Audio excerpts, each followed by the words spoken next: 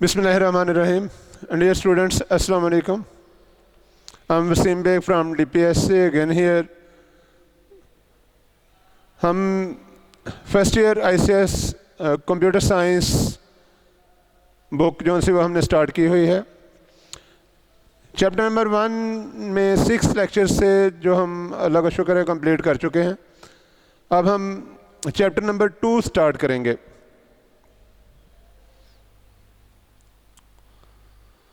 Chapter number 2 में contents आपके सामने हैं। 6 मेन टॉपिक्स हैं इसमें। 2.1 work group computing, 2.2 email and its benefits, 2.3 internet, 2.4 components of a network, 2.5 LAN versus वैन और 2.6 नेटवर्किंग कंसेप्ट्स। इन टॉपिक्स को इंशाल्लाह हम कवर करने की कोशिश करेंगे। आपका जो ये चैप्टर स्टार्ट होने लगा है इंफॉर्मेशन नेटवर्क्स, इसमें हम स्पेसिफिकली नेटवर्क के मतलब काफ़ी कुछ जो सा वो लर्न करेंगे इंशाल्लाह और देखेंगे कि नेटवर्क्स कैसे काम करते हैं। लेक्चर नंबर 7 है आपका। 2.1 work group computing, 2.2 email and its benefits and 2.3 internet इसमें कवर करने की कोशिश करेंगे।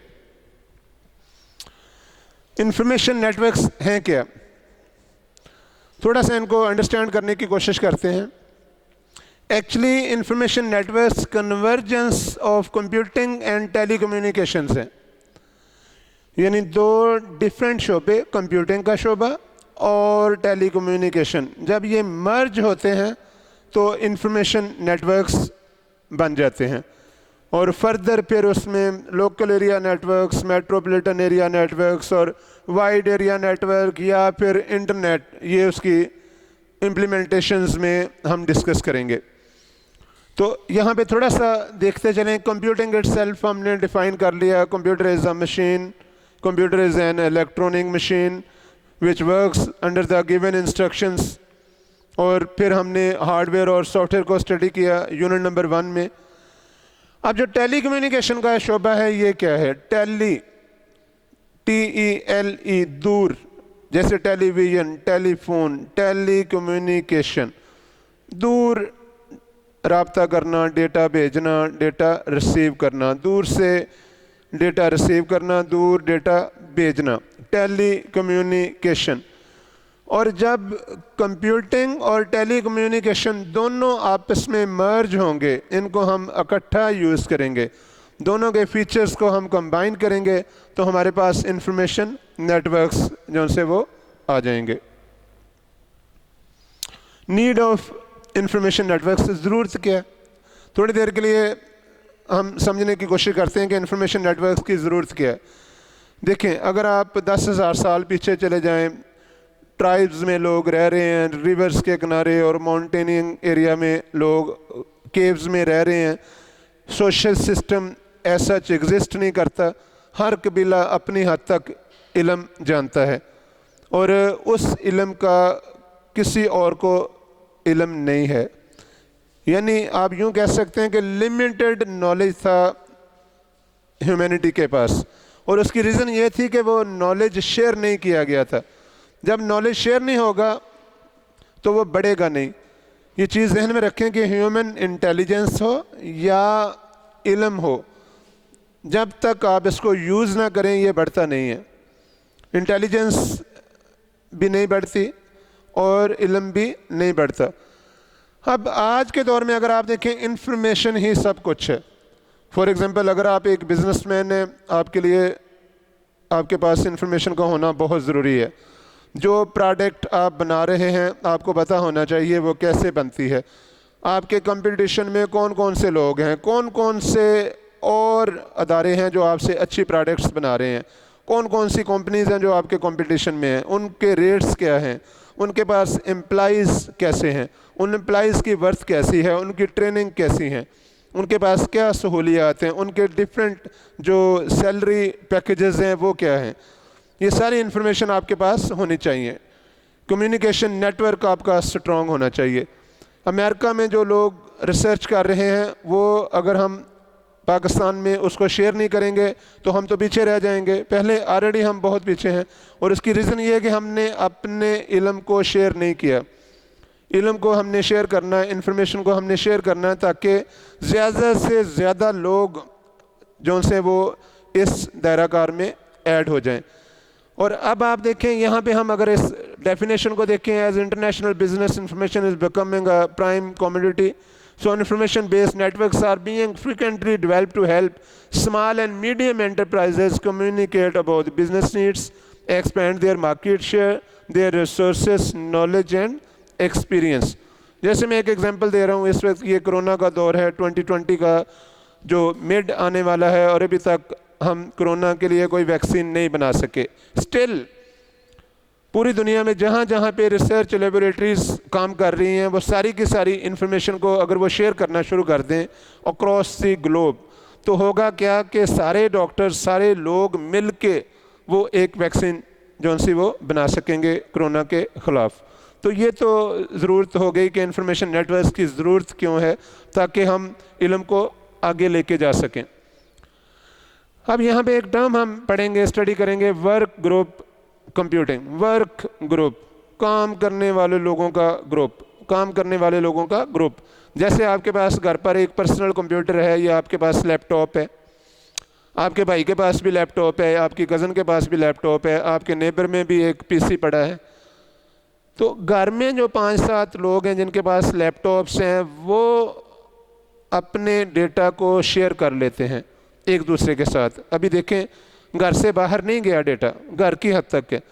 इसी तरह एक ऑफिस में 5-7 लोग काम कर रहे हैं, वो ऑफिस का डेटा आपस में शेयर कर रहे हैं, ऑफिस से बाहर नहीं गया डेटा। ये कीप इन माइंड के जो वर्क ग्रुप कंप्यूटिंग है, ये personal computer to personal computer, ये जो सी ये कंप्यूटिंग है, यानी personal computer to personal computer. इसको पीयर टू पीयर भी कह लेते हैं, पी टू पी भी इसको कह दिया जाता है।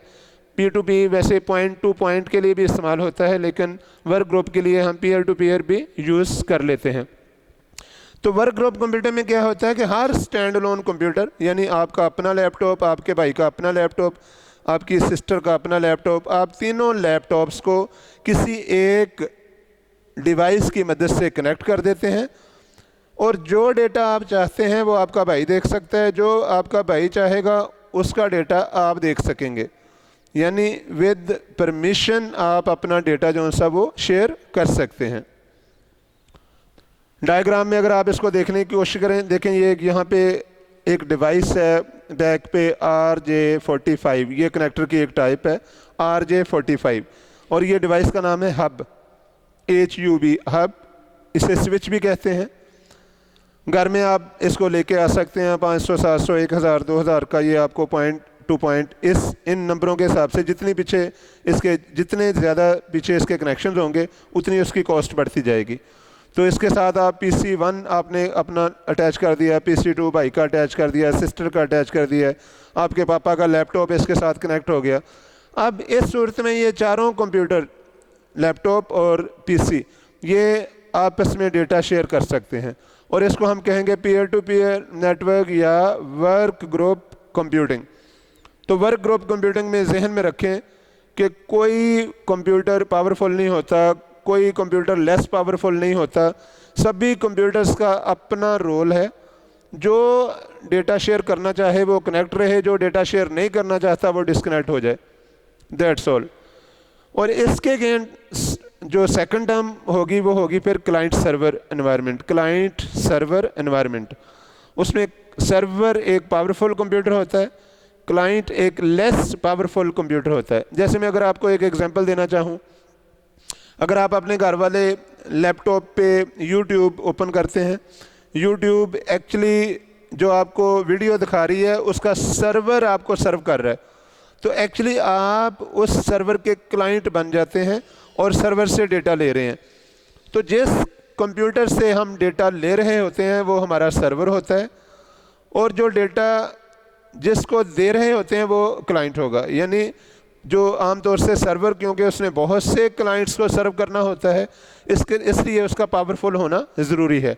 जैसे मैं एक एग्जांपल देता हूँ कि मेरा ये लेक्चर इस वक्त आप यानी 40+ स्टूडेंट्स सुन रहे हैं, तो आप लोग मेरे क्लाइंट हैं, मैं आपको सर्व कर रहा हूँ, तो मेरे पास थोड़ी सी बेहतर इंफॉर्मेशन आपसे होनी चाहिए ताकि मैं आपको टीच कर सकूँ।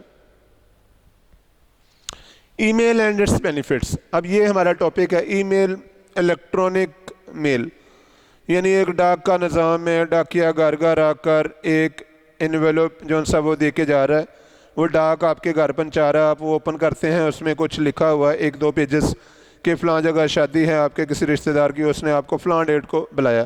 पुराना सिस्टम हो चुका है, अब शायद किसी गांव में ये तरीक़ाकार अभी भी जारी हो। अदरवाइज़ या शहरों में भी आमतौर से जो ऑफिशियल डॉक्यूमेंट्स हैं वो अभी भी डाक के थ्रू ही पोस्ट किए जाते हैं, और ये ज़्यादा रिलायबल है और सेफ़ भी है क्योंकि इसमें एक डॉक्यूमेंट्री एविडेंस आपके पास होता है। इसके अगेंस्ट जो इलेक्ट्रॉनिक मेल है, ये क्या है कि एक्चुअली एक मेल सर्वर होता है जिसके ऊपर आप अपना एक अकाउंट बना लेते हैं जिसे हम ईमेल अकाउंट कहते हैं।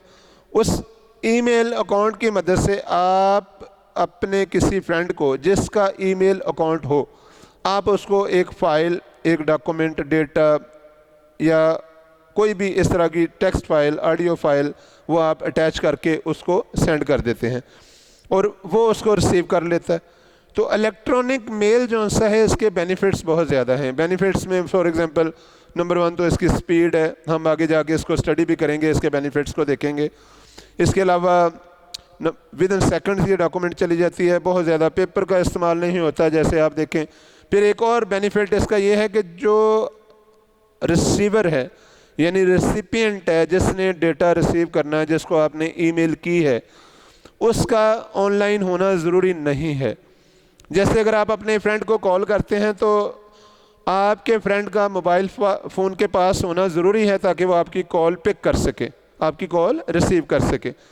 लेकिन इस सूरत में जब ईमेल आपने सेंड कर देनी है तो आपके फ्रेंड का ऑनलाइन होना ज़रूरी नहीं है, इवन कि उसके कंप्यूटर का ऑन होना भी ज़रूरी नहीं है। जब वो अपना कंप्यूटर ऑन करेगा तो ईमेल जो सर्वर है वहाँ से उसको ईमेल जो सी वो डिलीवर कर दी जाएगी। ईमेल की पावर में आप देखें दिस फैसिलिटी, वो कहता है जी the email allows user to send text messages, documents, images और even videos anywhere over the network. Advantages में देखें, डिस्टेंस डजंट मैटर, चाहे आप अमेरिका ईमेल भेज दें, चाहे आप कनाडा ईमेल भेज दें,